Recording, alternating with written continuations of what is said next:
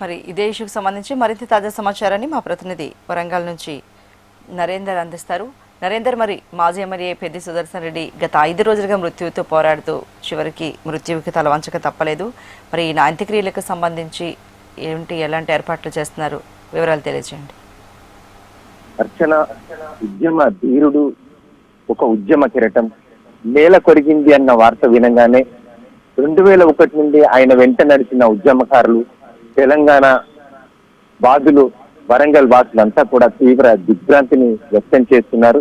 ఇవాళ ఆయన 26వ తేదీన తీవ్ర అస్వస్థతకు గురై హన్మకొండలోని రోహిణి హాస్పిటల్లో చేరారు. మంచి మెరుగైన చికిత్స కోసం యశోద హాస్పిటల్ కి తరలించిన ఆయన మృత్యుతో పోరాడి ఇవాళ 12:51 ఆయన తుది శ్వాస విడిచాడు.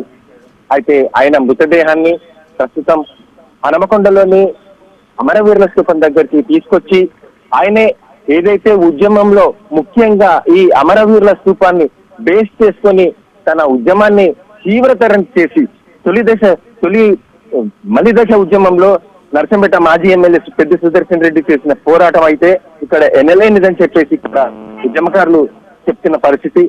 ఇక్కడికి తీసుకొచ్చి ఆయనకు నివాళులు అర్పించిన అనంతరం నర్సంపేటకు తీసుకెళ్లే ఆలోచనలో ఉన్నారైతే ఈయనతో ప్రస్తుతం ఎర్రబెల్లి దయాకర్ రావు, మాజీ మంత్రి మాజీ మంత్రి సత్యవతి రాథోడ్, ఎమ్మెల్సీ రవీందర్ వీరు తోడుగా వస్తున్నారు అని చెప్పేసి చెప్తా ఉన్న పరిస్థితి. మొత్తానికి అయితే ఆయనని తొలుగా ఇక్కడికి తీసుకొచ్చిన అనంతరం ఇక్కడ నివాళులు అర్పించిన తర్వాత ఆయనని తన స్వస్థలమైన నర్సంపేటకు తీసుకెళ్లి అంత్యక్రియల ఏర్పాట్లు కానీ ఎవరైతే ఆయన చివరి చూపు కోసం వచ్చే అభిమానుల కోసం, ఉద్యమకారుల కోసం, ఆయన ఒక మాజీ ఎమ్మెల్యేగా ఉన్న స్థానిక ప్రజల కోసం అక్కడ కొన్ని గంటలు ఉంచే ప్రణాళికైతే ఈ బీఆర్ఎస్ పార్టీ నాయకులు చేశారు.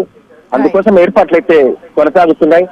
ప్రస్తుతం అతను మన అమరవీరుల స్థూపం దగ్గరికి చేరుకోలేదు. ఇంకొక 10 నిమిషాలు 20 నిమిషాల్లో చేరుకుంటారని చెప్పేసి ఉద్యమకారులంతా కూడా ఇక్కడికి వచ్చి వేచి చూస్తున్న పరిస్థితి అయితే ఉంది. Archana. Right Narender, thank you so much.